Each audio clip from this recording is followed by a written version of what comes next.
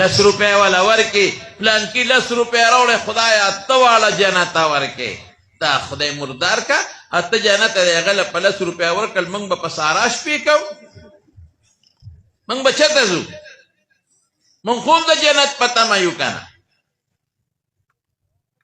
اته والا جنت ورکړي خابیس بچیا جنتونه خواته نه دي ٹھیک دا بعض علماء سنومونه هم لیکي جنت المأوا او جنت الفردوس او جنت عدن اته شمیر لري خو مرجوح قول دی دروازه اته دی او د جنتونو شمیر نه دی معلوم اته جنت ورکړي دا په لارو کوڅو کې دا موټر والا او دا سودا کو دي چې چاندي ورنه کوي ماشومان سوالګری کړل وړي وړي پچې ماشومان لور کړی په دکانونو ګرځي څومره شرم دی نشي جوړولې ما جوړاو د عزت چنده وغواړه چنده جایز ده د عزت چنده رسول الله مبارک د تبوک د غزا د پاره چنده غوښته ده د عزت دا ده لکه اوس چې تاسو نن دلته مطالبه وشوه د عزت دا ده چې مولانا محمد حسین صاحب ځان سره 2 کسان کی او په دې مسلمانانو وګرځي وایي چې دغسې مدرسه جوړوم تعاون وکړي ښه د عزت په شکل دا د بې عزتۍ چندې خلک ماشومان د لوږې مړه شو خدای دې د لوږې مړه نه کړي زمونږ ماشومان هغه ډوډۍ خوري چې ستا بچې به یې مغزې ونه خوري او ټیک ده د مدرسې ډوډۍ لږه کمزورې به وي داسې شکر دی ای زمونږ مدرسه کې د علوم نعمانیه کې پخوا زه لا د فنونو مدرس وم مولانا روح الله صاحب د خدای پاک وبخي ما پسې هلک راولېږي وایي راشه باره چې ورغلم وایي راشه طالبانو درخواست لیکلی 2 ډوډۍ به مقرر وي خاصو 2 یو طالب درخواست کې لیکلی و چې یا 3 کا او یا درنې کا یا 3 کا یا درنې ما وی دا خو دوی دا لیکلی دي مې ټیک وایي ورکا والا 3 کا والا 3 خوري الحمدلله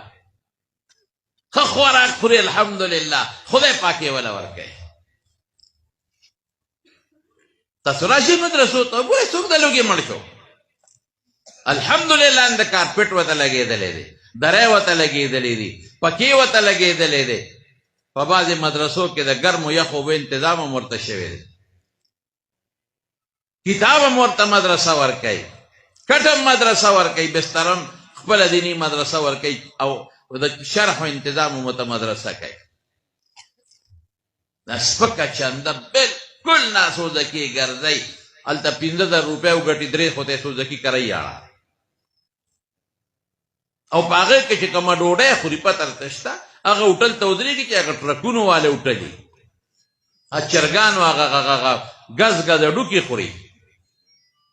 هغې کې 1000 روپۍ پاتې شي ماشومان ته بیا لیوالي نصف لی و نصف لک نیمې جیب کې واچوي نیمې د مدرسې شوې نو 15,000 خلکو نه غونډه شي او مدرسې ته لاړې 1500 روپۍ دا مې نه لګي یو پکې را روانو دی شیرګل طرف ته ډېره موده شوه زمونږ کلي کې په سترګو ړوند و جومات ته به چنده خوړه ټولې به یې خوړی چنده به یې نو تاسې اواز یې کو وی خدای مبخښه که نغدې پیسې نه دی چرګ واګی راوړی مې دې ته فارموله وایي چرګ واګی ګیمال بچیا ځکه زنانو سره خو نغدې نه چرګ وانډې خوار چا کړی که انډې لاس کې نیولې وه ځغلولې به او تپوس به یې کو څه دي نوم دی پلان کې خدای مبخښه پلان کې 3 انډې راوړی پلان کې 2 راوړی خدای پاکه ته واړه جنته ورکړې ای ته خدای دې مردار کا